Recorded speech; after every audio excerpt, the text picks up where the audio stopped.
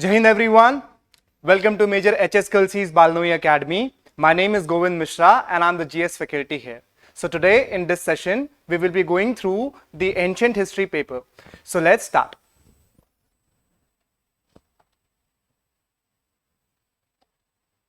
Okay, so as we can see, this is ancient history practice test. And let's come to the first question. It is, consider the following statement regarding Indus Valley civilization.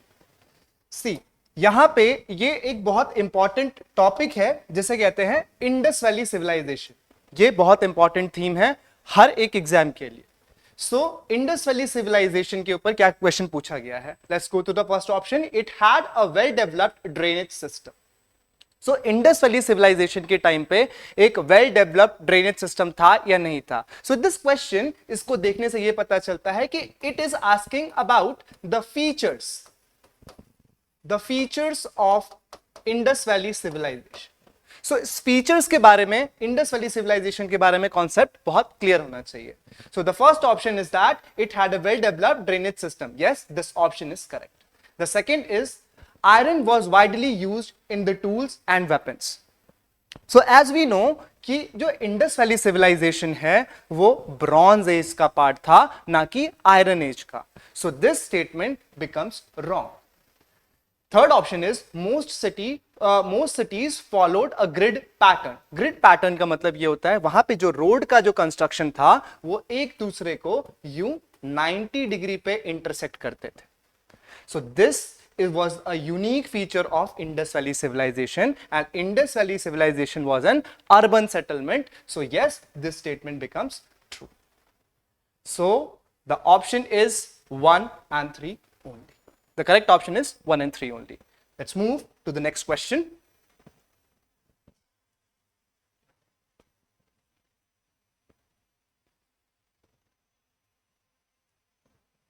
The second question says, with reference to the agriculture in Indus Valley civilization.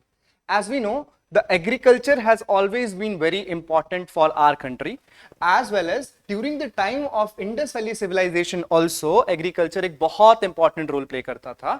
तो वहां पे पूछा ये हुआ है कि वहां पे उगाया क्या जाता था, what was commonly grown there. So the production का भी जो थीम है, प्रोडक्शन, वो भी एक थीम है, and this is also equally important. So wheat and barley were commonly cultivated. Rice was the principal crop in all region. Evidence of plowed fields has been found at Kalibangan. Yes, ये जो कालीबंगन, ये जो जगह है, ये बहुत ज्यादा important है, इसको याद रखिएगा आप लोग. और the evidence of plowed field, yes, the evidence of plowed fields were found at Kalibangan. ये स्टेटमेंट एकदम सही है. Now coming to the second statement, which is rice was the principal crop in all region. In all region. ये all region जो अपने आप में गलत हो जाएगा. ये गलत क्यों होगा? क्योंकि राइस जो है वो सिर्फ और सिर्फ ऐसी जगहों पर हो सकता है जहां पे कि वाटर की अवेलेबिलिटी बहुत ज्यादा हो. It is an water extensive crop. So it is not possible कि it is extensively grown. Principal crop का मतलब होता है इट इज एक्सटेंसिवली ग्रोन, बहुत ज्यादा पैदा हो. तो वहां पे जहां पे पानी नहीं है वहां पे तो बहुत ज्यादा पैदा नहीं हो सकता. So this option becomes wrong in itself, and wheat and barley were commonly cultivated. This option is correct. Also I would suggest कि इसके साथ साथ जो कल्टीवेशन है और इनके जो एविडेंसेस हैं वो कहां पे पाए गए, एविडेंस के प्लेसेस, इसका आप एक मैच द कॉलम भी प्रिपेयर कर लेना for exams. Okay, so the correct option about this is 1 and 3 only. Okay, let's move to the next question. It is the third question, which is also related to Indus Valley civilization, but here it is asking about some seals, and here is the name of a site. तो Indus valley civilisation में वहां पे seals का क्या काम होता था? Seals were used in trade. So उस ट्रेड के लिए बहुत इंपॉर्टेंट था कि उस ट्रेड जो है थीम वो बहुत इंपॉर्टेंट है, and because of that this question has been asked. So the first is कि the most seals were made of steatite. So जो स्टेटाइट है वो एक एलिमेंट होगा जिससे कि बनी होगी वो सील। क्या ये स्टेटमेंट सही है? Yes, of course this statement is 110% correct. The next point is that they usually carried an inscription in Harappan script. Of course, हम ये जानते हैं कि जो हरप्पन स्क्रिप्ट है इट वॉज पिक्टोरियल। पिक्टोरियल का मतलब क्या होता है? पिक्टोरियल का मतलब होता है कि उस पूरी की पूरी जो स्क्रिप्ट है, जो स्क्रिप्ट लिखी गई है, उसको पिक्चर्स के फॉर्मेट में लिखा गया है। उसमें कोई लेटर्स नहीं है, ना ही उसमें जैसे किसी भाषा के लाइक ABCD या क ख ग घ, ये सब कुछ भी नहीं है उसमें पिक्चर्स के फॉर्म में। तो ये वहां पे जो सील्स यूज होती थी, वहां पर जो स्क्रिप्ट थी वो हरप्पन थी। ये स्टेटमेंट एकदम सही है। The third option is that they depicted horse figures prominently. They depicted horse figures prominently. ये ऑप्शन गलत है and I'll tell you why.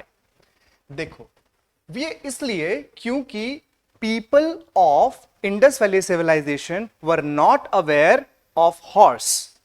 They were not aware of horse. एक हॉर्स लाइक स्ट्रक्चर मिला था एक जगह पे जिसको कि सुरकोटडा कहते हैं, वहां पे मिला था एक हॉर्स लाइक स्ट्रक्चर, लेकिन वो हॉर्स नहीं था। So people were not aware about horse. So the option is 1 and 2 only. Okay, now next move to the next question. Question number 4। Regarding the trade in Indus Valley civilization, again the question comes about the trade. See, economic subsistence is very, very important and trade is important part of it. So, economic subsistence is important, so let's discuss about the trade. So, trade links existed with Mesopotamia.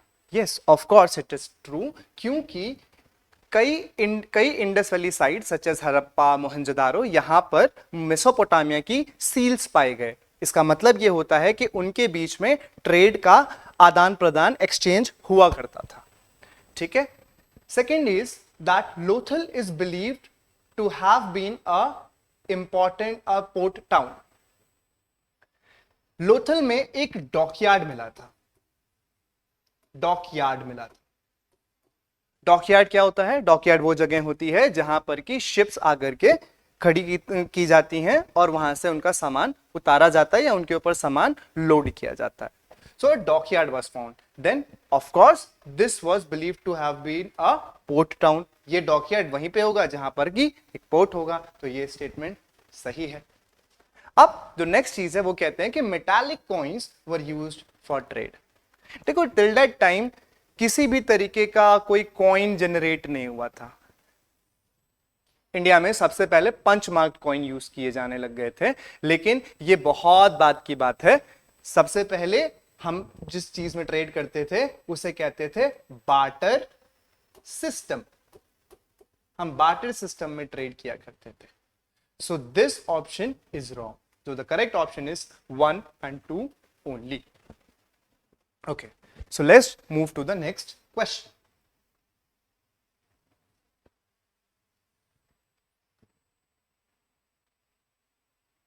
Question number 5. So let's read the question. Consider the following statement. The Great Bath has been discovered at Mohenjo-daro. See, अब यहां पे क्या है? ये किस तरीके का question है? ये इस तरीके का क्वेश्चन है, sites and findings sites and findings का। ये बहुत इंपॉर्टेंट है। इसका भी एक टेबल बना लेना चाहिए कि भाई कौन सी साइट थी और वहां पे क्या क्या चीजें मिली थी। सो the first option is the Great Bath has been discovered at Mohenjo-daro. This option is correct. Citadel area was generally used for public buildings. Now what was citadel area? First of all, see, ये एक मान लेते हैं कि एक Indus valley civilisation की एक city है, ठीक है। इसके अंदर में एक हाई ग्राउंड हुआ करता था, जो पूरा का पूरा ग्राउंड है उससे एक ऊपर उठ करके एक बड़ा सा एक ग्राउंड बनाया करते बनता था, जिसे हाई ग्राउंड बोलते थे, and it was called Citadel. यहां पे ज्यादातर ऑफिशियल बिल्डिंग्स रहती थी और ज्यादातर एडमिनिस्ट्रेटर्स इसमें रहा करते थे, और it was called lower ground. इस लोअर ग्राउंड में या लोअर टाउन, इस लोअर टाउन में जो कॉमन पीपल होते हैं वो रहा करते थे। सो the question is that citadel area was generally used for public buildings. Yes, it was used for public buildings. अब थर्ड ऑप्शन है कि temples dedicated to Shiva has been found in Harappa. ये हड़प्पन सिविलाइजेशन का, ये इंडस वैली सिविलाइजेशन का बहुत ही important point है कि वहां पे किसी भी तरीके का कोई भी टेम्पल नहीं मिला था। So there was no evidence of temple in Indus Valley civilization. So this statement gets wrong. ठीक है, ये स्टेटमेंट गलत हो जाता है। एंड शिवा जो थे, शिवा से रिलेटेड एक प्रोटो शिवा का एक सील मिला था। इस प्रोटो शिवा को कहते हैं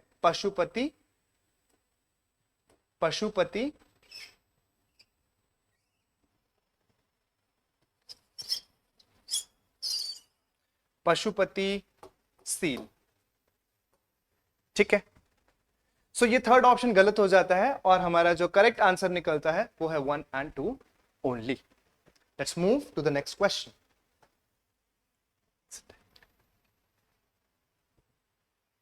okay, so now question number 6। Okay, हम जैसे आगे बढ़ते हैं, and it talks about early Vedic period. So the Vedic period, as we know, has been divided into 2 parts, early Vedic period and later Vedic period, right. So देखते हैं कि question में क्या कह रहा है। The polity was tribal in nature. Yes, this statement is true. The polity was totally tribe, क्योंकि अलग अलग ट्राइब्स हुआ करते थे उस पर्टिकुलर टाइम पे। एंड देन सभा एंड समिति वर इंपॉर्टेंट असेंबलीज। सभा और समितिज वर इंपॉर्टेंट असेंबलीज। सो जो सभा और समिति है वो बहुत ही इंपॉर्टेंट असेंबलीज हुआ करती थी, ठीक है। Sabha and assembly were the important assemblies. ये है इसका ये है statement. Now the third statement is that iron was extensively used. The third statement is that iron was extensively used. See, तो अभी जब इंडस वैली सिविलाइजेशन से एक ट्रांजिशन पीरियड था, यहां पे जो वर्ड है वो है एक्सटेंसिवली। आयरन यूज में थोड़ा बहुत आना शुरू हुआ था, but it was not extensively used at that time. So this statement becomes wrong and this statement is correct. So and then our option goes to A, 1 and 2 only. Now let's go to the next question. Question number 7. So let's read the question. Consider the following statement about later Vedic period. Okay. So in later Vedic period, what happens? In later Vedic period, what happens is that use of iron become common. Yes, true. जैसा कि हम जानते हैं कि in later Vedic period there were rise of Mahajanapadas, और उस महाजनपदा में जो सबसे ज्यादा इंपॉर्टेंट एक महाजनपदा बन करके आया था जिसका नाम था मगध। नाउ उस मगध सबसे ज्यादा इंपॉर्टेंट इसलिए उभर करके आया क्योंकि वहां पे आयरन की डिस्कवरी, और आयरन एक्चुअली बहुत एक्सटेंसिवली यूज होने लग गया था वहां पे, जिसकी वजह से वेपन्स का प्रोडक्शन और प्लॉस का प्रोडक्शन, एग्रीकल्चर में यूज उसका बहुत ज्यादा बढ़ चुका था। That is why this statement is correct, ठीक। Now the second point is that varna system became more rigid. Yes, of course, in later Vedic period, the Varna system became more rigid. See, there was two things. जब भी कभी वर्ना system में अगर rigidity मिला दी जाए तो वो बाय बर्थ चीजें हो जाती हैं, और इसी को ही कहते हैं कास्ट सिस्टम। सो कास्ट सिस्टम जो है वो लेटर वैदिक पीरियड में ओरिजिनेट होना शुरू हो चुका था, Now the next question is that women enjoyed higher status than in early Vedic period. ये स्टेटमेंट गलत है. ये स्टेटमेंट क्यों गलत है? ये स्टेटमेंट इसलिए गलत है, आप लॉजिकली सोचो. होता क्या है कि जब सेटल्ड इकोनॉमी हो गई, अब जब सेटल्ड इकोनॉमी हो गई तो उसमें एग्रीकल्चर में पार्टिसिपेट विमेन काफी कम करने लग गई. और अगर आपका इकोनॉमी में पार्टिसिपेशन अगर कम होगा तो आपका जो स्टेटस है सोसाइटी में, फैमिली में, वो रिड्यूस हो जाएगा. तो विमेन का पार्टिसिपेशन इकोनॉमी में कम हो जाता है, जिसकी वजह से जो उनका जो स्टेटस है वो अर्ली वैदिक पीरियड के कंपैरिजन में कम हो जाता है. और जब कम हो जाता है तो इसका जो स्टेटमेंट है ये गलत होता है और हमारा सही आंसर निकल करके आता है 1 and 2 only. Now let's move on to the next question. Question number 8.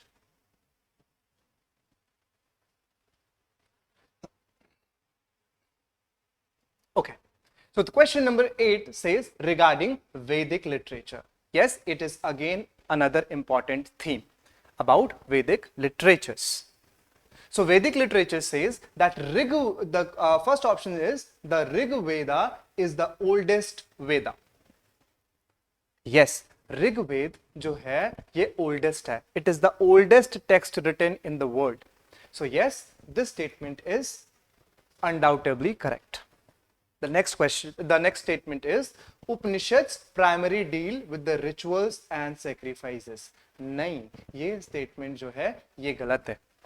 क्योंकि जो उपनिषद्स थे वो बेसिकली क्या थे, जो वेदास थे, उन वेदास को समझना बहुत मुश्किल हुआ करता था, तो उनको ल्यूसिड तरीके से समझाने के लिए उपनिषद्स बनाए गए. They were basically the commentary on Vedas. तो ये जो उपनिषद्स हैं ये रिचुअल्स और सैक्रिफाइसेस से नहीं डील कर रहे थे. जो वेदास में क्या एग्जैक्टली लिखा हुआ है उसको बहुत ही ल्यूसिड फॉर्म में समझाने के लिए था. तो ये जो ऑप्शन है ये गलत हो जाता है. And third is that Brahmanas explains the Vedic rituals. Yes, Brahmanas explains the Vedic rituals. So the correct option is 1 and 3 only. So let's move to the next question. Question number 9. Okay, so in question number 9, consider the following statement.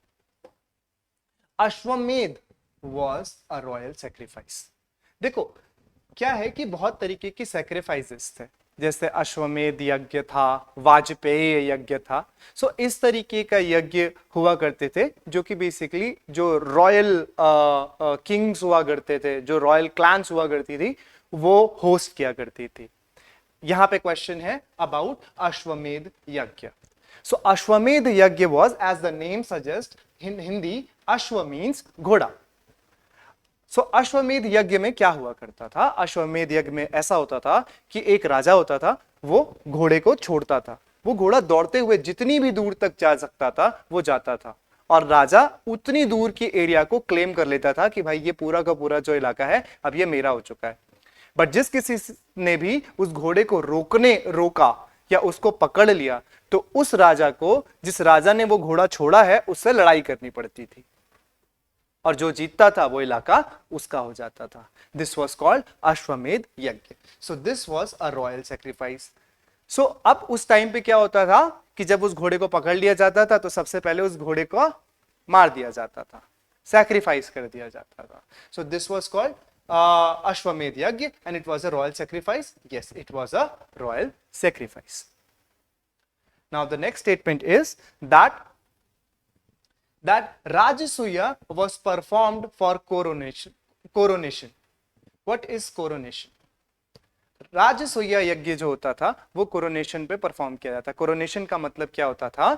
ये ऐसा होता था कि जब एक राजा है वो अपने बेटे को राजगद्दी पे बैठाना चाह रहा होता था, तो उस पर्टिकुलर टाइम पे वो राजसूया यज्ञ को परफॉर्म किया करता था. सो this statement is correct. Now अब वहां पे इन सारी की सारी चीजों को करने के लिए डेली एक कुछ ना कुछ रिचुअल्स परफॉर्म होते थे, वैदिक रिचुअल्स परफॉर्म होते थे. उन रिचुअल्स को परफॉर्म करने के लिए एक गिवन प्रीस्ट को अपॉइंट किया गया था. उस प्रीस्ट को अग्निहोत्रीज बोला करते थे. सो The next statement says that Agnihotras was a daily rituals. Basically they were the performance of daily rituals. So this statement itself is a correct statement. So the answer is 1, 2 and 3. Let's move to the next question.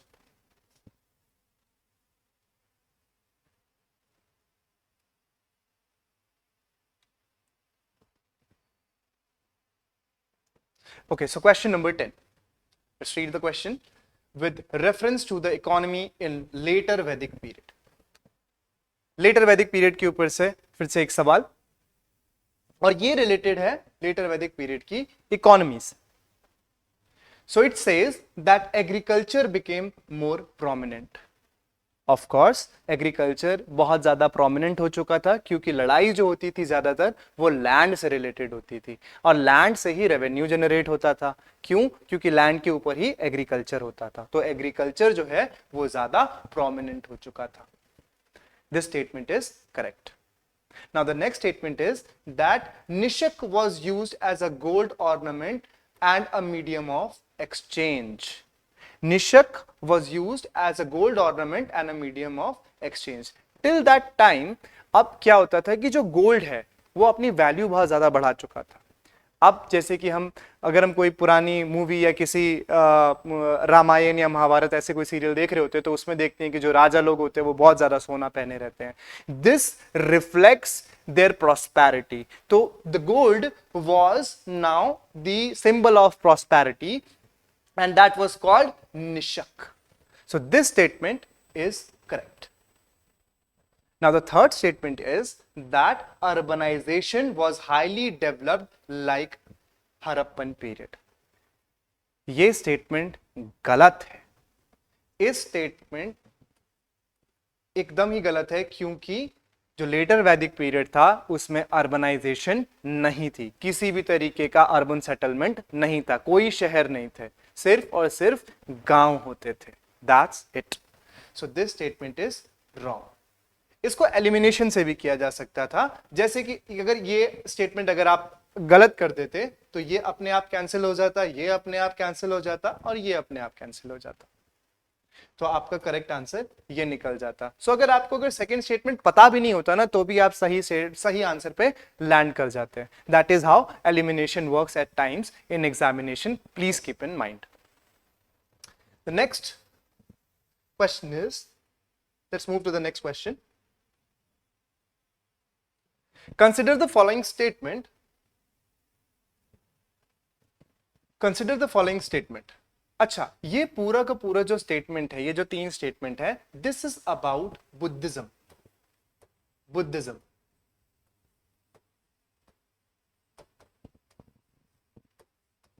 Now Buddhism is a very important. Buddhism and Jainism ये UPSC के लिए और आपके exams के लिए बहुत ज्यादा favourite topic है.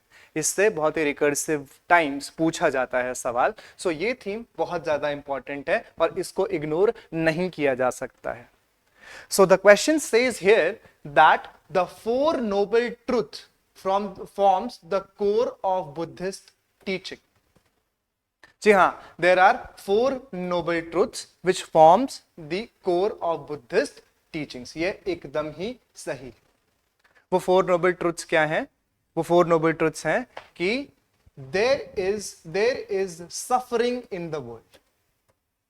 There is suffering in the world. ठीक, इसको पहले एक्नॉलेज करना है. This is the first truth कि there is suffering in the world. The second is that ये जानना कि suffering can be, suffering का cause क्या है. तो सफरिंग का कॉज महात्मा बुद्ध बताते हैं कि जो सफरिंग का कॉज है इट इज डिजायर. ठीक. फिर तीसरी बात है कि कहते हैं कि घबराने की कोई बात नहीं है. The suffering can be ended. इसको खत्म किया जा सकता है. तो सफरिंग कैन बी एंडेड. इसको खत्म किया जा सकता है. अब जो चौथा पार्ट है वो बताते हैं कैसे. तो वो होता है बाय एक्सटिंग्विशिंग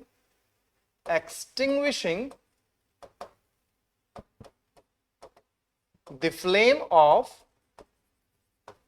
डिजायर, कि अगर हम अपने डिजायर को अगर हम खत्म कर दें, अपने डिजायर को अगर एंड कर दें, तो जितनी भी सफरिंग है वो सब खत्म हो जाती है। हम अपनी इच्छाओं तले ही ज्यादा दबे रहते हैं। महात्मा बुद्ध के कहने का मतलब ये था। तो यस, तो पहला स्टेटमेंट है वो पूरी तरीके से सही है। Now coming to the next point, it says that Buddha rejected the authority of Vedas. भाई बुद्धिज्म एक नया रिलीजन निकल करके आया। बुद्धिज्म एक नया रिलीजन इसलिए ही तो निकल करके आया क्योंकि ये वैदिक रिचुअलिस्टिक प्रैक्टिसेस से परेशान हो चुके थे।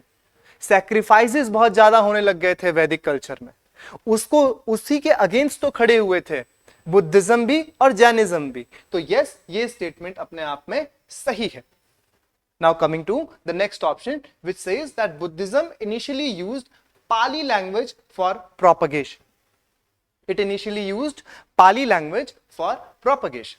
देखो, वैसे तो जो उस पर्टिकुलर टाइम पे जो ऑफिशियल लैंग्वेज जो यूज हुआ करती थी वो यूज होती थी संस्कृत।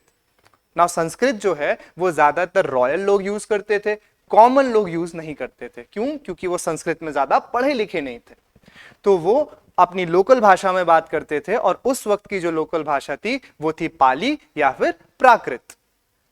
तो जो बुद्धिज्म था, बुद्धिज्म ने लोकल लोगों को पहले चैनलाइज किया, लोकल लोगों में पहले गए और उनकी प्रॉब्लम्स को समझा और उसको सॉल्व करने की कोशिश की, और ये अपने भाषा में, अपने टेक्स्ट में उन्होंने सबसे पहले पाली लैंग्वेज को यूज करना शुरू किया। तो ये स्टेटमेंट सही है। तो हमारा जो आंसर है वो है 1, 2 and 3।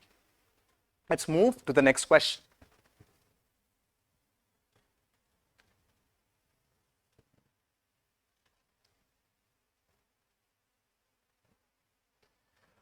Okay, so this is about Buddhist council. ये क्वेश्चन बहुत ज्यादा कई बार पूछा गया है एग्जाम्स में, और ये मैच द कॉलम के भी फॉर्म में आ सकता है। So this question says, the option says that the first council was held at Rajgriha, the second council was held at Vaishali, the fourth council under Kanishka was held at Kashmir. Now these are the questions. Now this is the question.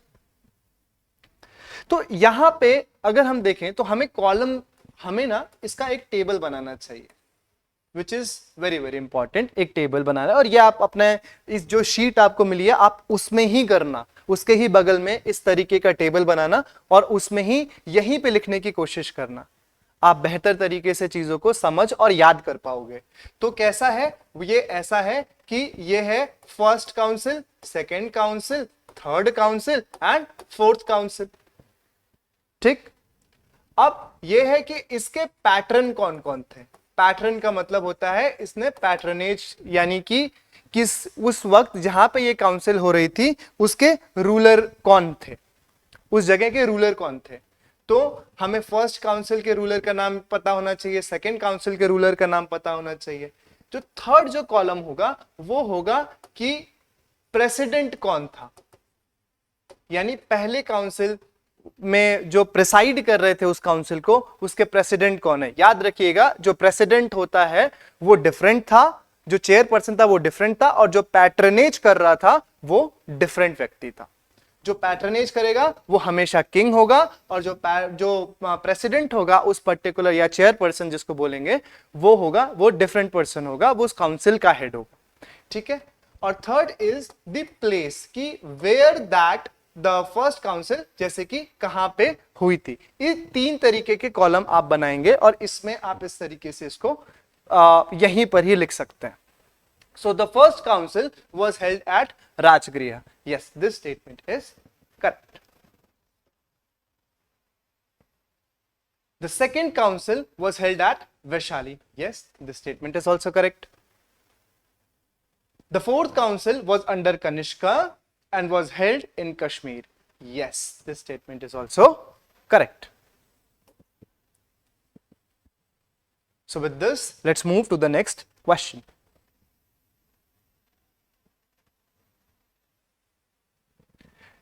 So it is about So it is about, consider the following question. So this whole theme ये है division of Buddhism. देखो क्या होता है कि ये जो Buddhist council हो रही थी, इन बुद्धिस्ट काउंसिल में जो फोर्थ बुद्धिस्ट काउंसिल होती है, उस बुद्धिस्ट काउंसिल में क्या होता है कि बुद्धिज्म का डिवीजन हो जाता है. अब भाई जो बुद्धिज्म है ये दो पार्ट में बट जाता है. तो जो पहला पार्ट होता है इसे कहते हैं हीनयान, और जो बड़ा वाला पार्ट, जो दूसरा पार्ट होता है, इसे कहते हैं महायान. हीनयान और महायान, इसका मतलब होता है लेसर व्हील, और ये होता है ग्रेटर व्हील. ठीक है, तो इनके बीच के जो डिफरेंसेस हैं ये यहीं पे आप लिख लो कि इनके बीच के जो डिफरेंसेस हैं आपको यहीं पे ही रिवाइज हो जाए. आप अपने नोट्स को उठाना, इसमें देखना कि हीनयान और महायान के क्या क्या डिफरेंसेस थे, ये आपको यहीं पर ही लिख लेना है. आपको रिवाइज करने में काफी आसानी होगी. So let's address the question कि Mahayana Buddhism emphasise the ideal worship. जैसे हम बहुत सारी जगहों पर जाते हैं, वहां पे हम देखते हैं कि बुद्धा का स्टैचू बना हुआ है. इट मीन्स कि बुद्धिज्म में कुछ लोग हैं जो कि आइडल वर्शिप प्रैक्टिस करते हैं, तो उनका कोई तो सेक्ट होगा ना जो कि आइडल वर्शिप करता होगा. सो यस, उस सेक्ट को कहते हैं Mahayana Buddhism. Yes, they believe in ideal worship. Now the next point is that Hinayan followers believed in bodhisattva. देखो बोधिसत्व का मतलब क्या होता है, यहां पे ये वर्ड है बोधिसत्व. बोधिसत्व का मतलब क्या होता है? बोधिसत्व वर basically the person who were capable, जो कि केपेबल थे निर्वाणा प्राप्त करने के लिए, एनलाइटमेंट प्राप्त करने के लिए वो केपेबल थे. बट उन्होंने अपनी एनलाइटमेंट को डिले किया, उन्होंने निर्वाणा नहीं प्राप्त किया, बट वो इसी वर्ल्ड में रह करके उन्होंने बाकी सारे लोगों को हेल्प किया सत्य के मार्ग पे चलने के लिए, बुद्धा के मार्ग पे चलने के लिए, और उनको निर्वाणा दिलाने में हेल्प करने के लिए उन्होंने अपनी एनलाइटमेंट को डिले कर दिया. उन इनकारनेशंस को माना गया कि वो भी बुद्धा के ही इनकारनेशंस है, और उनको बोला गया बोधिसत्व. इनमें से एक बोधिसत्व है जिसे कहते हैं मैत्रेय.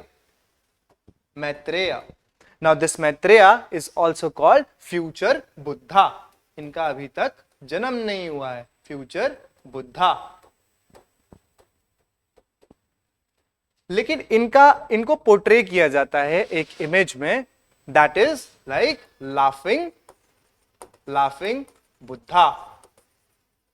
हमने देखा होगा एक ऐसी इमेज जिसमें कि एक बुद्धा होता है, वो ऐसे करके खड़े होते हैं, ऐसी इमेज, वो काफी हंस रहे होते हैं. सो this is the incarnation of Maitreya.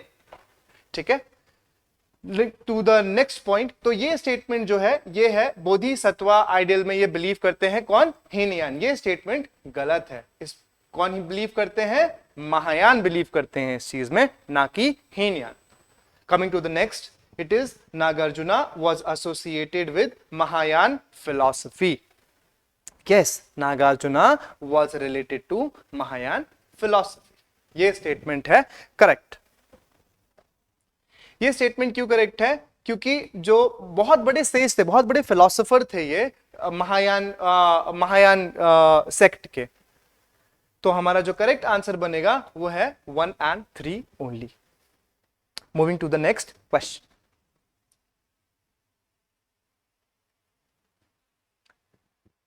Now says question number 14. अब हमारा बुद्धिज्म के बाद अब हम देखेंगे जैनिज्म के बारे में. So question number 14 is about Jainism. ये भी बहुत ही ज्यादा इंपॉर्टेंट टॉपिक है. So consider the following statement. Jainism believed in the concept of Anekantavada. Anekantavada का मतलब होता है diversified.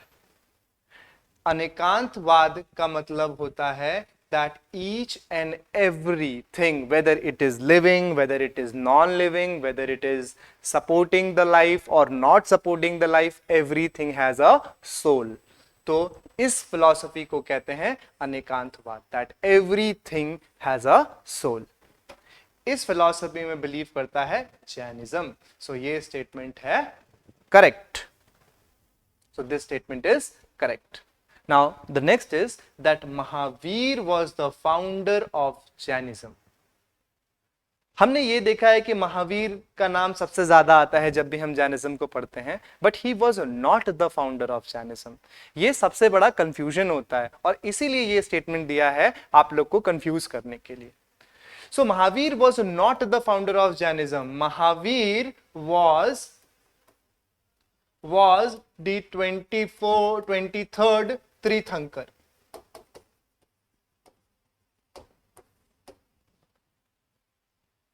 He was the 23rd तीर्थंकर,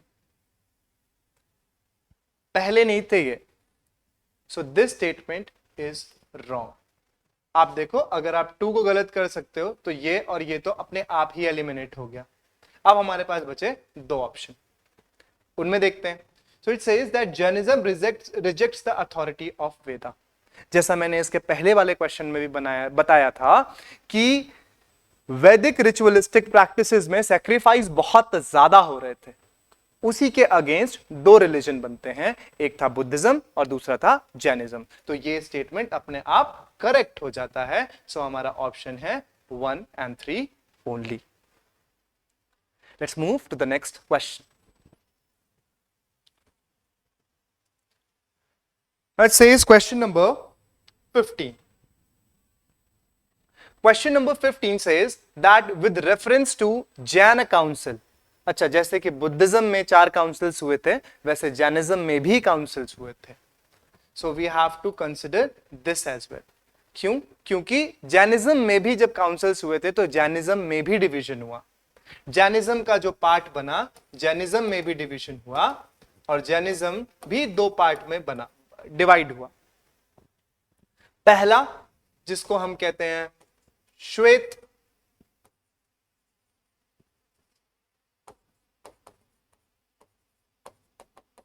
श्वेतांबर, और दूसरा है Digambar.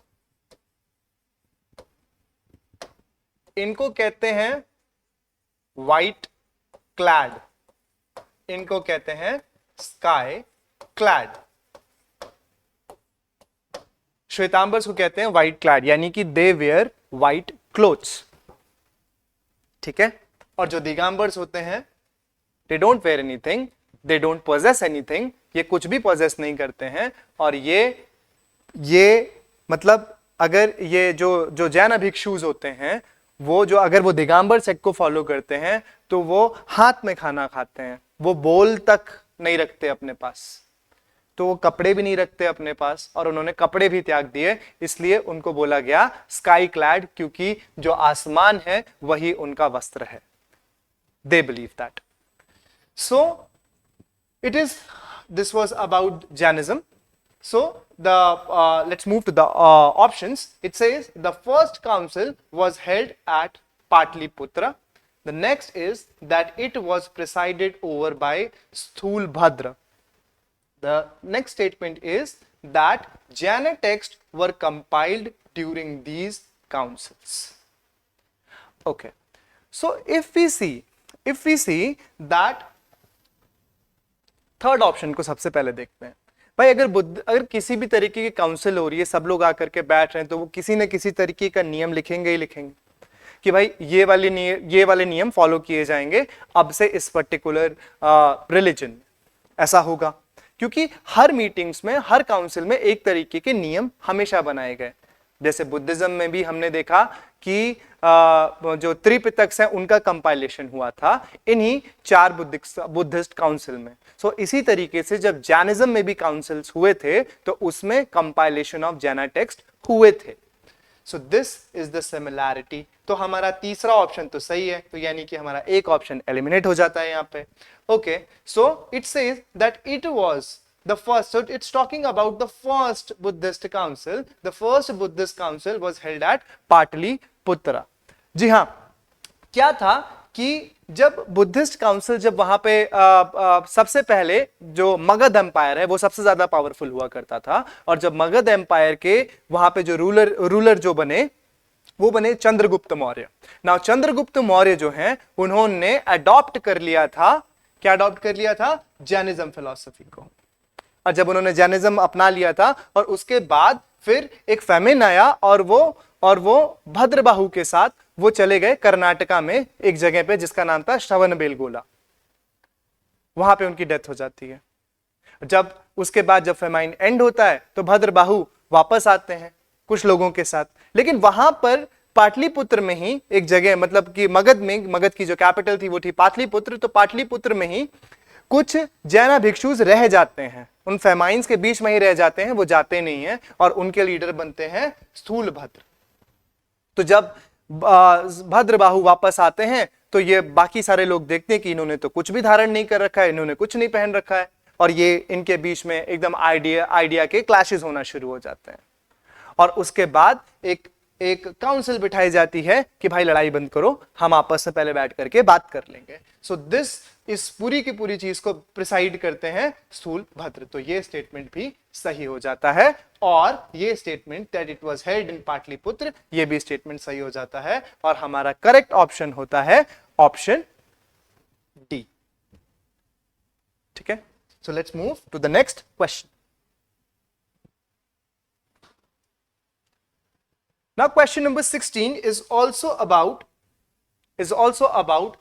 Jaina literature, and it is also basically about Jainism. So let's read what it says, that Jaina literature was primarily written in Ardha Magadhi. जैसा मैंने बताया कि जो सेंटर था जैनिज्म का वो था मगध एम्पायर। तो जो मगध एम्पायर की उस वक्त जो लैंग्वेज बोली जाती थी लोकली, उसका नाम था अर्ध मगधी। सो दिस स्टेटमेंट पर से इज करेक्ट इन इटसेल्फ। ये तो लॉजिक से भी सॉल्व हो सकता था अगर पीछे का थोड़ा बैकग्राउंड पता होता तो। Now next is that sallekhana refers to the voluntary fasting unto death. ये जो चीज है, ये जो एक प्रोसेस है, यस, इसी प्रोसेस के थ्रू चंद्रगुप्त मौर्य जो थे उन्होंने अपनी जान दे दी थी at Shravanabelagola in Karnataka. So जो संलेखना है इसका मतलब क्या होता है? In sallekhana what happens that you strive, क्योंकि यहां पे जैनिज्म की जो कोर फिलॉसफी है वो ये है कि तुम्हें सैल्वेशन मिल सकता है। सैल्वेशन का मतलब मोक्ष की प्राप्ति हो सकती है। कैसे? थ्रू पेन एंड पेनेंस, कि तुम्हें दर्द होगा, तुम्हें दर्द सहना पड़ेगा, उस दर्द को सहते रहोगे और उसके बाद जब वो दर्द खत्म हो जाएगा और तुमको सैल्वेशन मिल जाएगा। तुमको रिपेंड करना पड़ेगा अपने कर्मों को। This is about Jainism. तो sallekhana is the process of voluntary fasting unto death. This statement is correct. Now this about the third is that Jainism denies the existence of soul. जैसा मैंने इसके पहले वाले क्वेश्चन में बताया था एकांतवाद के बारे में। नाउ एकांतवाद इज बेसिकली वो क्या था कि हर एक चीज में सोल होता है, चाहे वो लिविंग हो या नॉन लिविंग हो, चाहे वो लाइफ को सपोर्ट करता हो या ना करता हो, इससे कोई फर्क नहीं पड़ता, हर एक चीज में सोल होता है। लेकिन ये स्टेटमेंट कहता है that it denies the existence of soul. So ये स्टेटमेंट क्या है? ये स्टेटमेंट गलत हो जाता है। तो हमारा जो ऑप्शन बनता है वो बनता है 1 and 2 only. That's it. Let's move to the next question.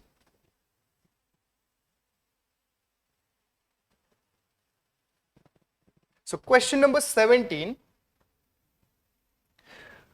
Question number 17 says that consider the following. Now this whole thing is about Mauryan Empire. देखो जैसे जैसे अब आगे चलते हैं, बुद्धिज्म हो गया, जैनिज्म हो गया, उसके बाद मौर्यन एम्पायर आता है। मौर्यन एम्पायर जो होता है वो स्टैब्लिश होता है। क्यों? क्योंकि जब जो है जो चंद्रगुप्त मौर्य होते हैं उनको वो जो है वो हराते हैं नंद को और मगध के ऊपर रूल करना शुरू करते हैं। और उन्हीं के टाइम पे कुछ राइटर कुछ ट्रैवलर्स आते हैं जिन्होंने अपना अलग अलग अकाउंट दिया। ये एक इंपॉर्टेंट थीम है Mauryan empire. So be prepared with it. कुछ ऐसे इंपॉर्टेंट फीचर्स आपके ब्लैंक स्पेस पर ही आप मेंशन कर देना, ये आपके रिवीजन के लिए अच्छा होगा।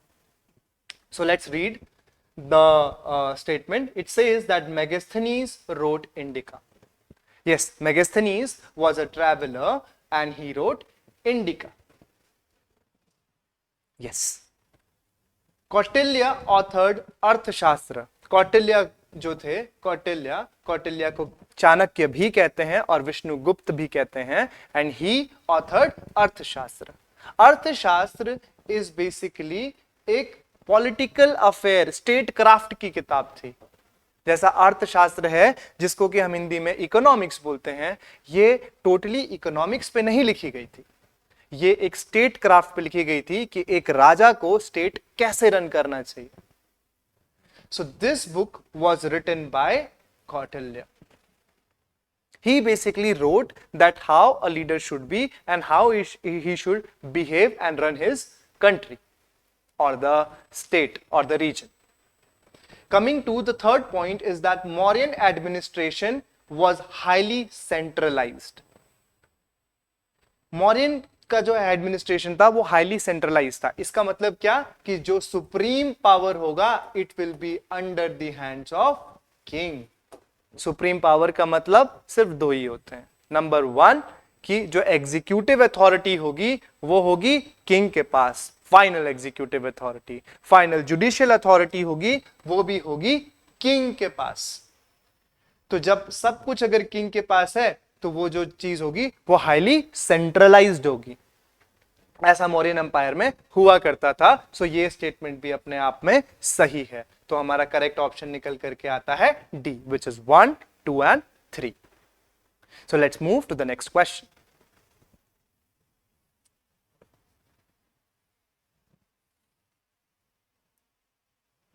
Now question number 18. Question number 18 is about Ashoka's Dhamma. See, as we are going through the Mauryan Empire, उनमें सबसे ज्यादा important, जो सबसे ज्यादा important ruler थे, उनका नाम था अशोक।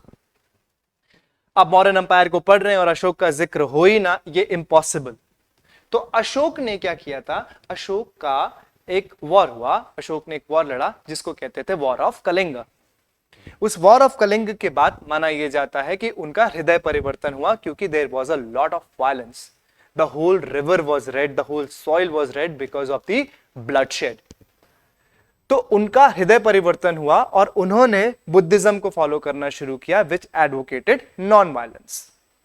वहां पे उन्होंने कुछ बुद्धिज्म से डिफरेंट हट करके कुछ तरीके बताए जिसको कि अशोकास धम्मा बोला गया, जिस तरीके से वो अब आगे की लाइफ और अपने स्टेट को रन करने की पॉलिसी डिसाइड करते।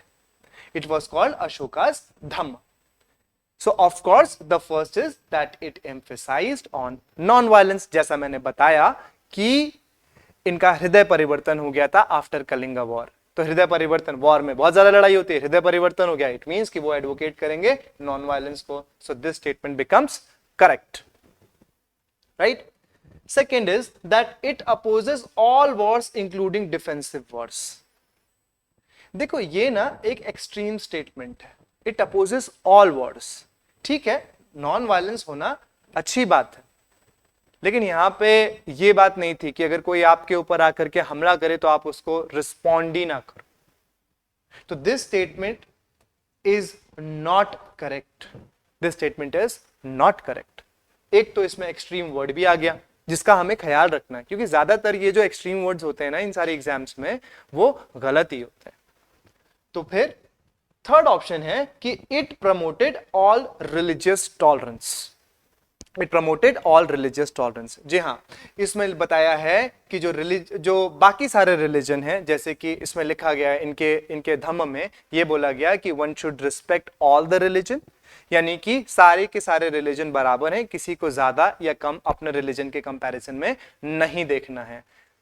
चूंकि ये बुद्धिज्म फॉलो करते थे and at that particular time what was there कि ब्राह्मण्स के अगेंस्ट सारी चीजें होने लग गई थी, तो फिर इन्होंने उसमें यह भी बताया था कि ब्राह्मण्स को, टीचर्स को, गुरुज को, इन सब को रिस्पेक्ट करना है, इनको अटमोस्ट रिस्पेक्ट से ट्रीट करना है. So this statement becomes correct. So and this statement second is wrong. So our final answer is 1 and 3 only. That is option A. Let's move to the next question.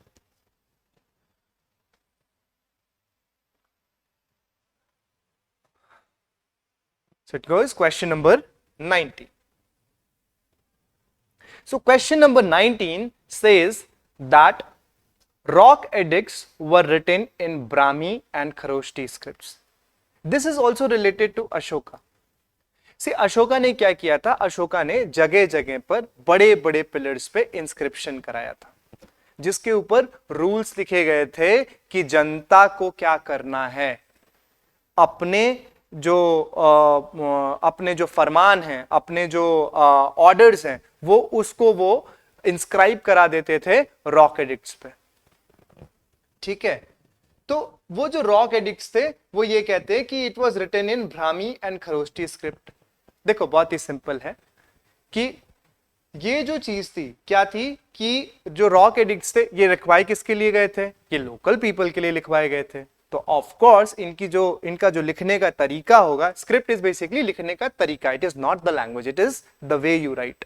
तो जो script है वो ब्राह्मी और खरोष्टी में थी. Yes, this statement is correct because people used Brahmi and Kharoshti script in their day-to-day language. Okay. Now the next is that pillar edicts were mainly found in Deccan region. Were mainly found in Deccan region. क्या ऐसा है कि it was mainly found in Deccan region? नहीं, ऐसा नहीं है. क्यों? क्योंकि it was spread all over the place. It was spread all over the place. सबसे ज्यादा कर्नाटका में था, सबसे ज्यादा कर्नाटका में मिले थे, लेकिन it wasn't that it was just mainly found there. It was found all over the places. Okay, so it was found all over the places. So this statement is wrong. Now third is that Ashoka appointed Dhamma Mahamatras. Now Dhamma Mahamatras are what? Ashoka ने एक policy बनाई जिसको कहते हैं अशोकास धम्म policy. अब उस policy का follow हो रहा है या नहीं हो रहा है, या उस पॉलिसी को आगे लोगों तक बताया कैसे जाए, समझाया कैसे जाए, इस चीज को बोलते थे. इस चीज को करने के लिए उन्होंने एक अपॉइंटमेंट किया, एक पोस्ट बनाई और उस पोस्ट का नाम दिया धम्म महामात्रास. तो इनका काम था धम्म को प्रोपगेट करना. तो ये स्टेटमेंट है करेक्ट. तो हमारा आंसर निकल करके आता है 1 and 3 ओनली. ठीक है. So what you can do is you can hear अब अशोकास धम्मा के बारे में, अशोकास धम्मा के बारे में यहां पे ही कुछ पॉइंट्स हैं, आप अपने नोट से देख करके इसको यहीं पर ही मेंशन कर लेना. यह आपके लिए रिवीजन में बहुत काम आएगा और बहुत सारे टॉपिक्स आपके एंशिएंट हिस्ट्री के यहीं पर ही क्लियर हो जाएंगे इस टेस्ट को देते देते ही. Next is question number 20. Next is question number 20. Now here it says that with reference to Mauryan economy. Again, किसी भी शासन को बिना उसके इकोनॉमिक और एडमिनिस्ट्रेटिव स्टडीज के पूरा नहीं किया जा सकता. So we will be discussing a question on Mauryan economy. So the question says that कि there was a state controlled mining, यानी कि वहां पे माइनिंग होती थी, ऑफ कोर्स होती थी, तभी तो आयरन निकलता था, तभी तो जेमस्टोन्स निकलते थे, तभी गोल्ड निकलता था, है ना. तो वो अगर वहां पे माइनिंग अगर हो रही है, या हमारे ही देश में आज भी अगर माइनिंग हो रही होती है और वहां से कुछ भी निकलता है, लेट अस से क्रूड ऑयल निकल गया माइन करते करते, या माइन करते करते कहीं गोल्ड निकल जाता है, या सिल्वर की खदानें मिल जाती है, कुछ भी, तो वो सारा का सारा जो एलिमेंट जो निकल करके आता है वो किसका होता है, it is of the government. तो उस पर्टिकुलर टाइम पे गवर्नमेंट कौन था? राजा। तो राजा के अंडर में ही होता था। तो Mauryan economy was basically the mining was under the state. Yes, this statement is correct. ठीक है। Now the next is that land revenue was a major source of income. Of course, देखो जैसा कि हम जानते हैं कि जो लैंड है वो एक मेजर फैक्टर ऑफ प्रोडक्शन था। Why? Because agriculture was the basis of economy. Now when agriculture was the basis of economy, तो वहां पे जो मेजर जो टैक्स कलेक्ट जो जनरेट होगा वो कहां से जनरेट होगा? एग्रीकल्चर से और लैंड से। तो जो मेजर रेवेन्यू जो लिया जाएगा वो कहां से लिया जाएगा? वो लिया जाएगा लैंड से या एग्रीकल्चर से। तो land revenue was the major source of income. This statement is correct. Okay. Now moving to the third option, the third statement, it says that the silver punch mark coins were used. Yes, this was the time where punch marked coin was used. यहां पे अब barter system नहीं चलता था, यहां पे punch marked coins were used. Punch marked coins का मतलब ये होता है कि वहां पे कुछ भी ठप्पा मार दिया, कुछ भी एक पर्टिकुलर सील पे ठप्पा मार दिया और उस ठप्पे को मान लिया गया कि अब ये हमारा नाम है, ये हमारी सील है, अब यही कॉइन है, इसी से ही एक्सचेंज चलेगा। ठीक है। So punch mark coins was used which was of silver. This statement is correct. तो हमारा जो करेक्ट ऑप्शन बनता है इसमें which is 1, 2 and 3. Moving to the next question.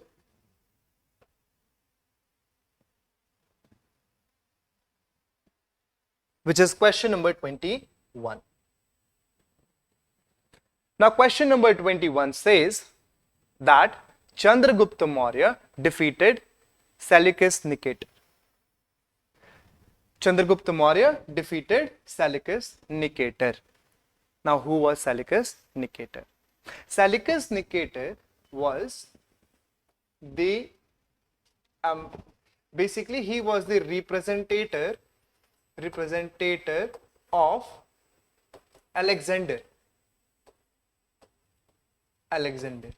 क्या होता है कि जब अलेक्जेंडर वापस जाने लग जाता है, इंडिया को इन्वेड करना चाहता था, लेकिन क्या होता है कि पोरुस एक राजा होते हैं, वो जो है वो झेलम नदी के किनारे उनको रोक लेते हैं। झेलम नदी को हिडास्पस भी बोला जाता है, वहां पे रोक लेते हैं। और उसके बाद क्या होता है कि अलेक्जेंडर ये डिसाइड करता है कि उसे अब वापस जाना चाहिए, लेकिन वो अपनी आर्मी को वहां पे स्टेशन करके जाता है अंडर सेल्यूकस निकेटर। नाउ उनकी जो लड़ाई होती है वो लड़ाई होती है चंद्रगुप्त मौर्य से। ये पूछा हुआ है ये स्टेटमेंट। सो यस, इनकी लड़ाई होती है सेल्यूकस निकेटर से। नाउ सेल्यूकस निकेटर से जब लड़ाई हो रही होती है तो चंद्रगुप्त मौर्य जो है वो जीत जाते हैं और सेल्यूकस निकेटर को अपनी डॉटर से इनकी शादी हो जाती है, जिससे कि रीजन में स्टेबिलिटी बनी रहे। So this statement is correct. Now he says that Bindusara was known as Amrit Ghata. So Bindusara was हूं। तो बिंदुसार हम मौर्यन एम्पायर में जब हम देखेंगे तो मौर्यन एम्पायर अगर आपने पढ़ा होगा तो मौर्यन एम्पायर में ये एक बहुत इंपॉर्टेंट व्यक्ति हैं जिनका नाम है Bindusara. So Bindusara was known as Amarghata. Yes, this statement is correct. इसको आप याद कर लें। Now the next is that question number 3. Takshila was an important administrative center. Takshila was an important administrative center. Yes, Takshila was very important administrative center. Why? Because देखो कैसे था कि जो मौर्यन अंपायर था इंडिया में, जैसे कि let me explain you. जैसे कि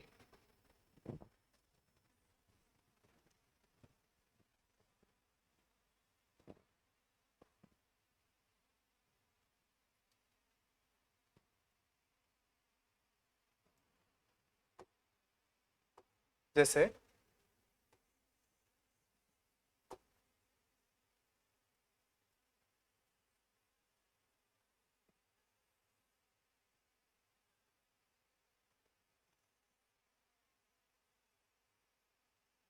ये है हमारा प्यारा भारत। लेट्स सी, ये है हमारा प्यारा भारत। लेकिन इस पर्टिकुलर टाइम पे जब मौर्यन अंपायर था, तो ये वाला जो रीजन है, ये रीजन, ये पाकिस्तान का रीजन है, ये पाकिस्तान का रीजन भी इंडिया का पार्ट हुआ करता था। ये अफगानिस्तान का रीजन है, ये रीजन भी इंडिया का पार्ट हुआ करता था। तो कुछ इस जगह पर तक्षशिला हुआ करती थी। तक्षशिला हुआ करती थी। यहां पर ही हमने देखा कि इस जगह पर ही, इसके आसपास एक जगह है, इस वाले प्रोविंस को कहते हैं सिंध। नाउ सिंध से ही खैबर पास था। खैबर पास से ही ज्यादातर इन्वेजन हुआ करते थे। सो तक्षशिला में एडमिनिस्ट्रेशन रखना बहुत ज्यादा जरूरी था। It was an strategic location. Now second thing is that कि यहां पे एक बहुत इंपॉर्टेंट यूनिवर्सिटी भी थी, जिसके वन ऑफ द पॉलिटी और इकोनॉमिक्स के टीचर थे वहां पे, जिनका नाम था कौटिल्य, यानी Chanakya. So yes, it was an important administrative center. This statement is correct. So our correct option is 1, 2 and 3. Let's move to the next question. So the next question is that question number 22. Question number 22 says that Samudragupta is known from Allahabad pillar inscription. Okay, now Allahabad pillar inscription जो है वो बहुत important है। एक pillar है जिसको कि erect किया था अशोका ने। ठीक है, एक पिलर है जिसे अशोका ने एरेक्ट किया था। इसके ऊपर क्वींस एडिक्ट भी लिखी गई है। यहां पे लिखाया है अशोका ने, इसको कहते हैं क्वींस एडिक्ट भी। ठीक है, फिर यहां पे जो है समुद्रगुप्त ने अपनी अचीवमेंट्स लिखवाई। समुद्रगुप्त ने अपनी अचीवमेंट्स लिखवाई in a form of poetry. इस पोइट्री को कहते हैं प्रयाग प्रशस्ति। इस पोइट्री को कहते हैं प्रयाग प्रशस्ति। ठीक है, इस प्रयाग प्रशस्ति को इनके कोर्ट पोएट हरिसेन ने लिखा था। ठीक है, सो इससे जो है इससे देखो 3 क्वेश्चंस और निकल करके आए। ठीक है, ये कि भाई कितने लोगों के इंस्क्रिप्शन अभी हैं, तो अभी तो मैंने सिर्फ 2 बताए, अभी एक और बताता हूं। एंड इट इज, यहां पे लिखवाया था मुगल एम्परर जहांगीर ने भी अपना इंस्क्रिप्शन। तो 3 लोगों ने इस पिलर के ऊपर अपना इंस्क्रिप्शन लिखाया है। This pillar is called Allahabad pillar. So 3 लोगों ने इसके ऊपर अपना इंस्क्रिप्शन लिखाया है। समुद्रगुप्त ने इसके ऊपर एक पोएट्री लिखवाई जिसमें कि अपने अचीवमेंट्स के बारे में लिखाया, और इस अचीवमेंट्स को पोएट्री के फॉर्म में लिखवाया, और इस पोएट्री को कहते हैं प्रयाग प्रशस्ति, जो कि इनके कोर्ट पोएट हरिसेन ने लिखा था। Okay, so next move to the next option. So this is this statement is correct. Let's move to the next statement, which says that Chandragupta II assumed the title of Vikramaditya. Yes, Chandragupta II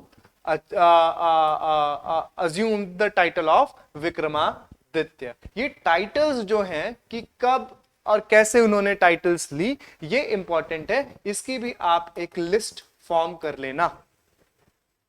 और इसी question के साथ यहां पे अगर आपके पास sticky notes होंगे तो वो इसी के साथ यहां पे अटैच कर देना, आपको रिवीजन में हेल्प होगी। 4 जगह इधर उधर देखने की जरूरत नहीं पड़ेगी, एक साथ कलेक्टिव लर्निंग होगी।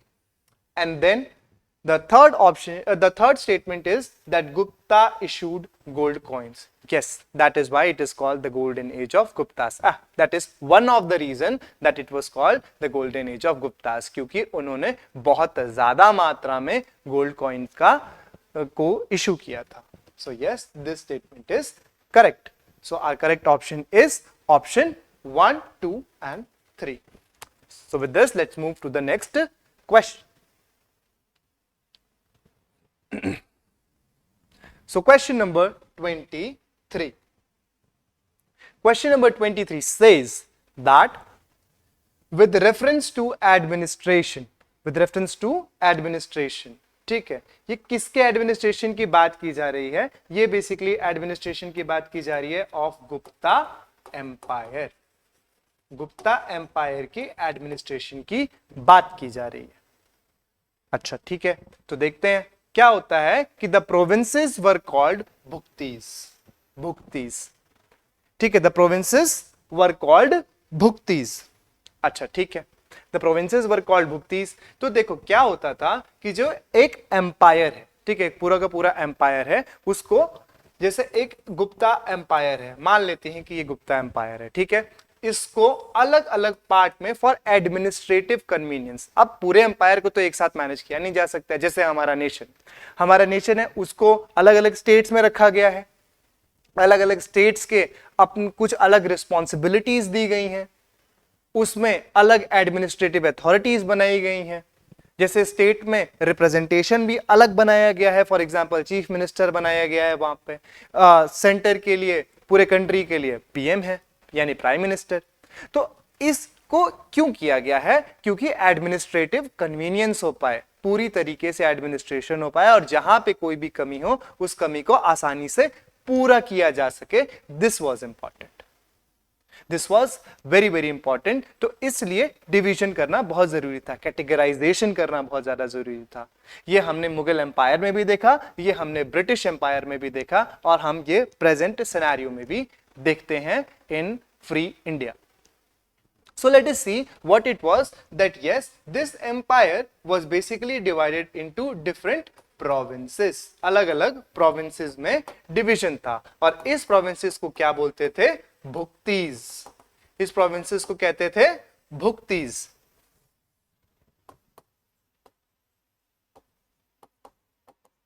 ठीक है, okay. Now let's move to the next statement. It says that Uparikas were provincial governors. Now Uparikas क्या होते हैं? देखो provinces हैं जिनको कि हम कहते हैं भुक्तीस, ठीक है। अच्छा, जो भुक्तीस हैं, अब इनको भी तो कोई हेड कर रहा होगा ना, जो कि आंसरेबल होगा किंग को, कि भाई उसके एरिया में क्या हो रहा है वो जाकर के किंग को बताए। तो उसके लिए भी किसी एक व्यक्ति को अपॉइंट किया जाएगा एज अ गवर्नर। तो उस गवर्नर को क्या बोला जाता था? उस गवर्नर को बोला जाता था उपरिकास। ठीक है, सो ये स्टेटमेंट सही है। देखिए, ये जो चीज है ये एक थीम के अंडर में आता है, and this theme is called कि एडमिनिस्ट्रेटिव नॉमेनक्लेचर। इसको कहते हैं एडमिनिस्ट्रेटिव नॉमेनक्लेचर। ये दो जो एम्पायर्स हैं उनके लिए बहुत ज्यादा इंपॉर्टेंट है। Number 1 is Gupta empire and number 2 is Mauryan empire. ये काफी बार एग्जाम्स में आते हैं, रिकर्सिवली पूछे गए हैं, तो आप इन दोनों के अलग अलग लिस्ट बना करके आप इसे याद कर सकते हैं। सो this is the right statement, and this is also the correct statement. So coming to the third statement, it says that village administration becomes more autonomous. Autonomous का मतलब क्या होता है? Autonomous का मतलब ये होता है कि जो विलेज है वहां पे भाई वो अपने खुद की प्रॉब्लम्स खुद से डिसाइड कर सकते हैं, उसका सलूशन खुद से डिसाइड कर सकते हैं, और वो स्टेट में जाकर के आगे बात कर सकते हैं, या उसमें जो भी चीजें बनाई जा सकती हैं वो खुद से डेवलप करा सकते हैं। जैसे फॉर एग्जांपल कि अगर सूखा पड़ रहा है तो वहां पे भाई लेक बनवाना हो गया, तो सब लोग कलेक्टिवली जाकर के किंग से बोल सकते हैं, या जो प्रोविंस का गवर्नर है उसको बोल सकते हैं, या किसी किसी की लड़ाई हो गई या किसी गांव में छोटी मोटी लड़ाइयां हो गई तो वो आपस में ही सॉल्व कर सकते हैं। इस तरीके की उनको ऑटोनॉमी मिली हुई थी। ऑटोनॉमस का मतलब ये होता है they can make their own rules in certain matters और कंडीशंस। ठीक है, ऑटोनॉमस का मतलब फ्रीडम नहीं होता है कि एकदम ही अलग है, हम अपने मन का कर लेंगे, नहीं, ऐसा नहीं है। ऑटोनॉमस का मतलब ये होता है कि कुछ चीजों में फ्रीडम दिया गया है। ठीक है, so the village became more autonomous, that is why this word more is there. ठीक है, यानी कि विलेज को और भी ताकत दी गई और भी वो उनको प्रोविजंस दिए गए जिसपे कि वो खुद से अपने लिए नियम बना सकते हैं या खुद के मैटर्स खुद ही सॉल्व कर सकते हैं। So yes, this happened in Gupta period, and this is the third statement is correct by its own, and our correct answer is 1, 2, and 3. Okay, so the next question, let's move to the next question. So the next question says, let me read it out. It says that consider the following question, and it is again regarding Gupta period. It is again regarding Gupta period. देखो Gupta period में, Gupta period को कहा जाता है कि it was the golden age of India. हम Gupta period को कहते हैं the golden age of Guptas as well. Why? It is just not because, हाँ यस ये ट्रू है कि वो largest number of gold coins उन्होंने यूज किया, मिंट किया, ये ट्रू है, लेकिन इसके अलावा भी बहुत सारी चीजें थी। The reason was very prosperous, reason was very stable, और उसके साथ ही साथ जो साइंस में जो डेवलपमेंट हुआ, ठीक है, वो बहुत ज्यादा हुआ। जैसे चरक संहिता आई, ठीक है, ये मेडिसिन में बहुत ज्यादा हुआ, या प्लास्टिक सर्जरी होना शुरू हुई, ये गुप्ता पीरियड के टाइम पे हुआ। और पहली प्लास्टिक सर्जरी वो इंडिया में ही हुई थी इन ड्यूरिंग गुप्ता पीरियड। ठीक है, ओपन हार्ट सर्जरी ये भी गुप्ता पीरियड में ही हुई, ये भी इंडिया में ही सबसे पहली बार हुई थी। तो हम बहुत आगे थे बाकी सारी दुनिया के कंपैरिजन में during Gupta's period. That is why it is called the golden era. और इस पर्टिकुलर टाइम पे बहुत बड़ी कविताएं भी लिखी गई, बहुत बड़े कवि भी हुए यहाँ पे, बहुत बड़े ड्रामा प्ले राइटर्स भी हुए जिनके इमेजिनेशंस आज भी कोट किए जाते हैं, जिनके लिए ये जितने भी बॉलीवुड इंडस्ट्री है या हॉलीवुड इंडस्ट्री है ये इनके प्ले को पढ़ती है। उनमें से एक थे कालिदास। तो हमें ये देखना है कि यहां पे जो रिसर्चेस थे वो बहुत ज्यादा थे। In the field of literature बहुत ज्यादा आगे गए हम, in the field of science and technology बहुत आगे गए हम, in the field of maths या in the field of astronomy हम बहुत आगे गए। बहुत सारी किताबें इनके पीरियड में लिखी गई थी, और इसके बारे में ही हमें यहां पे क्वेश्चन में पूछा हुआ। So there the topic is कि गुप्ता पीरियड के टाइम पे who were the writers and their books. ये बहुत इंपॉर्टेंट टॉपिक है। What you can do is, आप इस तरीके का कॉलम इसी क्वेश्चन के बगल में बना सकते हो, और बनाने के बाद राइटर्स का नाम और उनकी बुक, एक से ज्यादा भी किताबें हो सकती हैं तो कॉमा दे करके आप मेंशन कर लेना, ये इसके साथ ही रिवाइज हो जाएगा। Okay, so it says that Aryabhata belong to Gupta period. ठीक है, Aryabhata belong to Gupta period. जैसा मैंने कहा कि आर्यभट्ट क्या थे, ये तो हम बचपन से ही सुनते आए कि आर्यभट्ट ने 0 0 0 0, ये तो हमेशा ही हम सुनते आए। तो आर्यभट्ट वाज अ मैथमेटिशियन। ठीक है, Aryabhata was also into astronomy as well. So Aryabhata belong to Gupta period. जैसा मैंने अभी बताया कि जो India flourish in the field of astronomy as well as in mathematics, तो आर्यभट्ट का नाम वहीं से पॉपुलर हुआ। तो yes, this statement is correct. Now second is that Kalidasa flourished under Chandragupta two. Kalidasa की बहुत ग्रेटेस्ट क्रिएशंस जैसे मालविका अग्निमित्रम, इस तरीके की किताब कालिदास ने लिखी। कालिदास ने बहुत बड़े बड़े क्रिएशंस किए, और yes he flourished under Chandragupta two. In fact,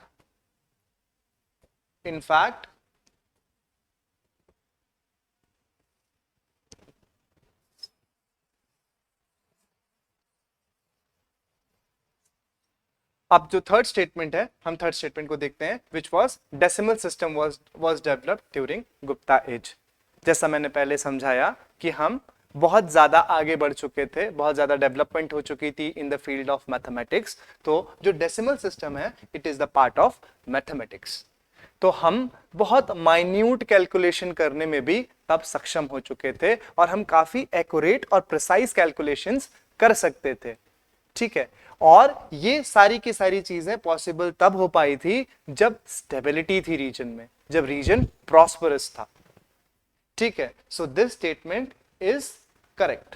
so all three statements are correct. Our correct option is option D. Now let's move to the next question.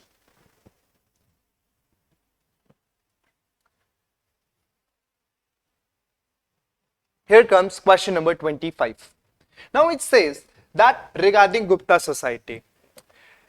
See, it is very very important कि जब भी कोई भी एक reason है वो prosperous हो रहा है, तो वहां पे जो सोशल कंडीशंस है लोगों की, जो सोशल चीजें जो चेंज हो रही होती हैं, जो लोगों की जो लाइफ हो रही होती है, वो कैसे चेंज होती है या उनमें क्या क्या परिवर्तन आता है. The question is about this. It says that according to Gupta society, land grants increased during this period. अच्छा, लैंड ग्रांट्स का मतलब क्या होता है? लैंड ग्रांट्स का मतलब ये होता है फ्री में लैंड देना. देखिए, कोई भी ग्रांट होता है ना, ग्रांट का मतलब होता है बिना किसी रिटर्न के उसे दे देना, बिना किसी रिटर्न के, which is called grant.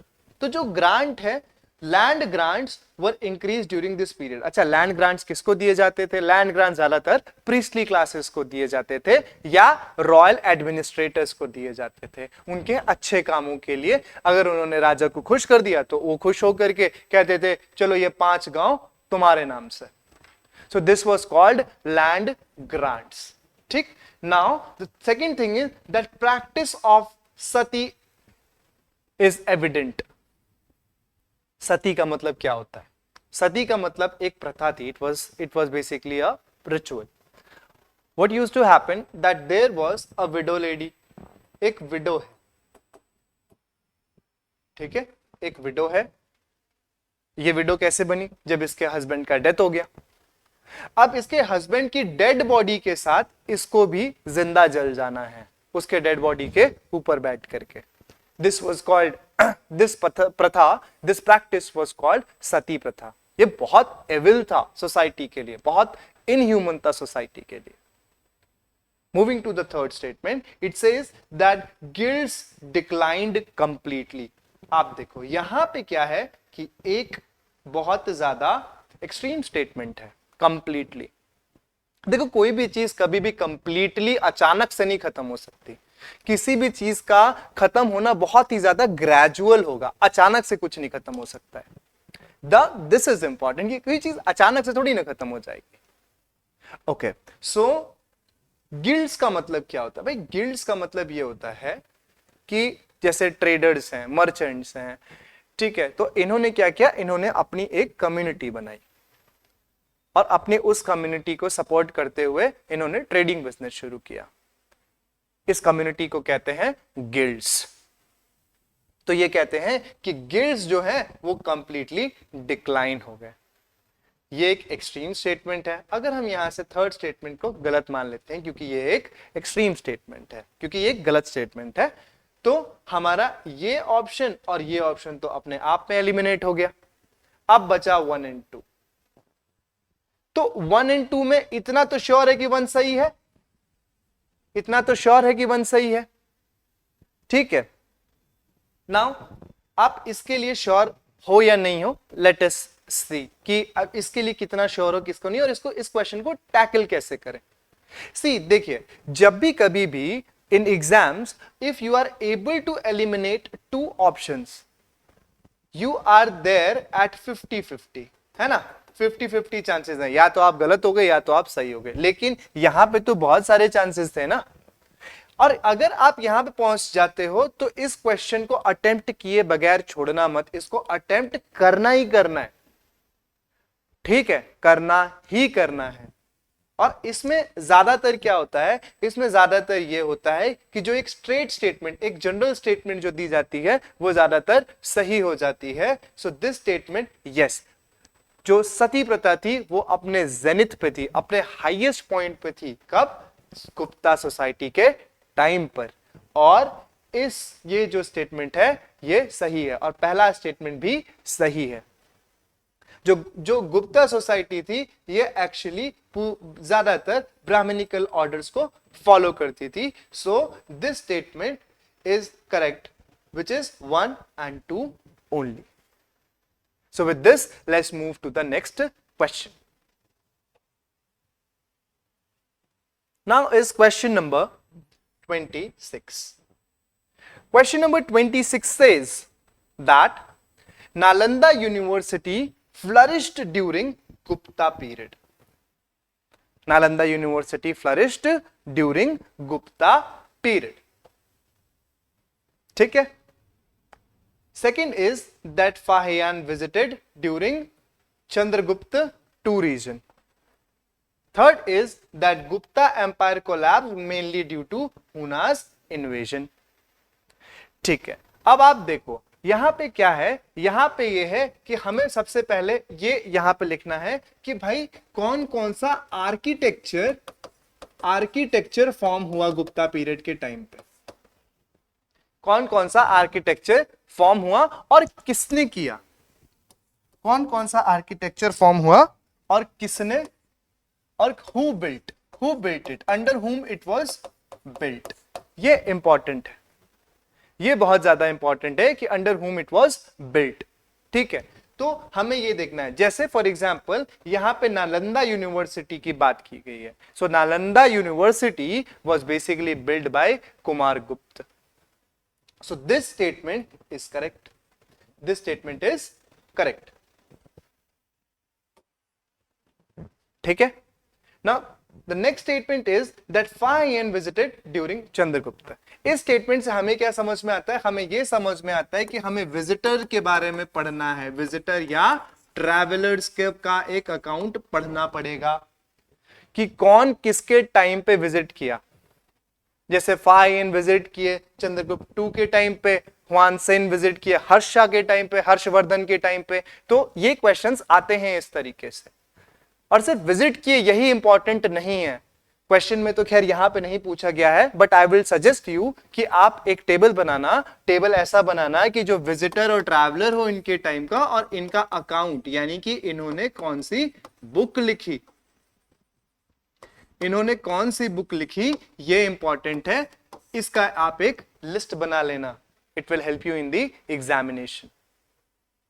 Now next statement is that Gupta empire collapse mainly due to Hunas invasion.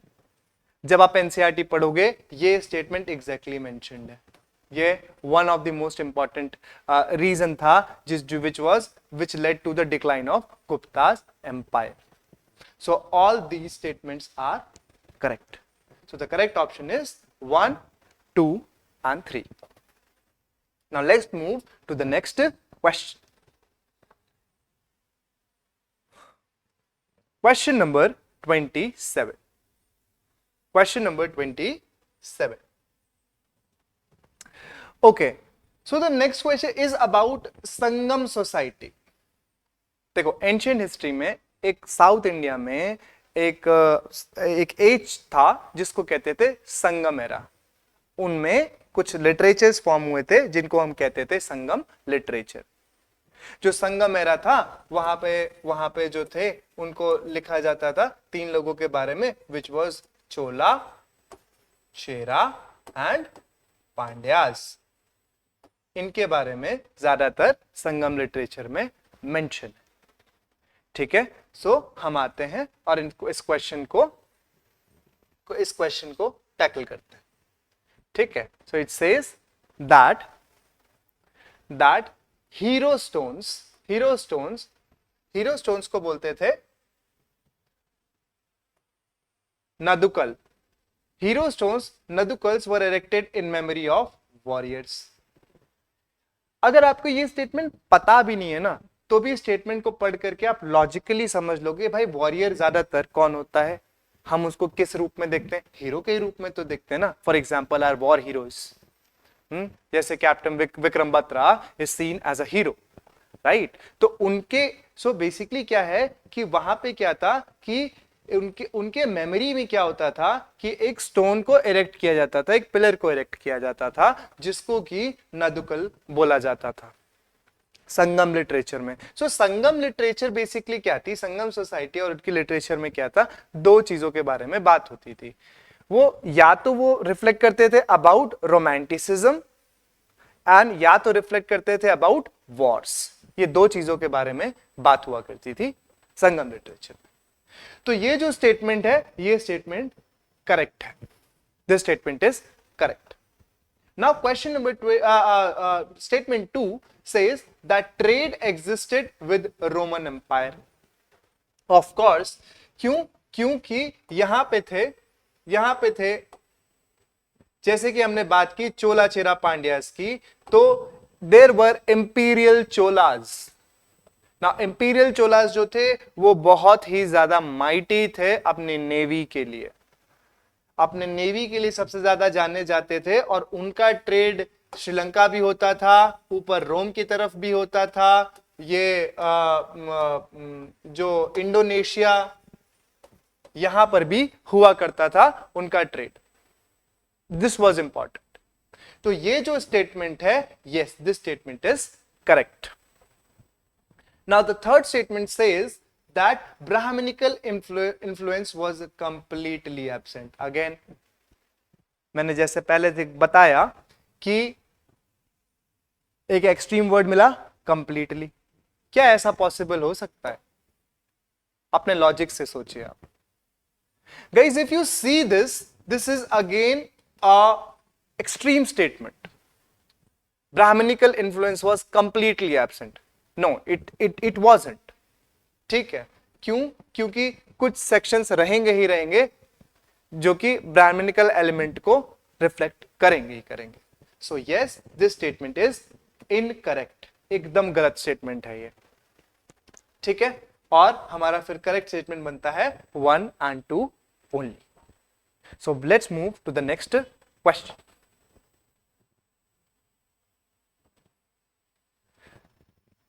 So it is question number 28. See, question number 28 is about what? Question number 28 reflects that, ये थोड़ा इस तरीके से, but it's okay, ठीक है, let's see. So this is the list which is there in match the following. जैसा मैं कह रहा था कि आप देखो, जैसे कुछ राइटर्स हैं, उन राइटर्स के रिस्पेक्ट में आपको ये मैच द कॉलम करना है। जो इस तरफ लिखे गए हैं, जो इस तरफ लिखे गए हैं 1 2 3 4 के फॉर्मेट में, ये है बुक्स, और इस तरीके से जो है ये है राइटर्स, ऑथर्स, और ये है बुक्स। तो लेट्स सी, हमें मैच द कॉलम करना है इसमें, ठीक है। सो question number 28, it says that अर्थशास्त्र। नाउ जैसा मैंने बताया था अपने पिछले वाले क्वेश्चंस में डिस्कस करते हुए कि Arthashastra was written by Kautilya. Kautilya was also called Chanakya and Vishnugupta as well. So जो 1A है, इसका जो करेक्ट ऑप्शन होगा वो होगा 2। तो अब हम सीधा कोड में देखते हैं कि 2 ऑप्शन A के साथ कहां मैच हो रहा है, ठीक है। तो 2 ऑप्शन जो है A के साथ ऑप्शन A में हो रहा है एंड ऑप्शन C में हो रहा है। इससे क्या हो गया, इससे ऑप्शन बी और ऑप्शन डी डायरेक्टली एलिमिनेट हो जाता है। एलिमिनेशन इज इजी, ठीक है। उसके बाद फिर क्या होगा, फिर ऑप्शन बी को देखें, option B Indica was written by Megasthenes. So option B का 1 कहां है, यहां पे है। तो हमारा करेक्ट आंसर क्या बी का 1 यहां पे है, नहीं है, तो ये हमारा गलत हो जाएगा और ये हमारा सही हो जाएगा। लेकिन इसका जो करेक्ट तरीका प्रेपरेशन के पॉइंट ऑफ व्यू से आप क्या करेंगे, आप इन सारे राइटर्स और ऑथर्स को याद करेंगे इनकी बुक्स के साथ, please make a list of age wise list बनाइएगा, ज्यादा इजी होगा आपके लिए याद करना. So let's move to the next question.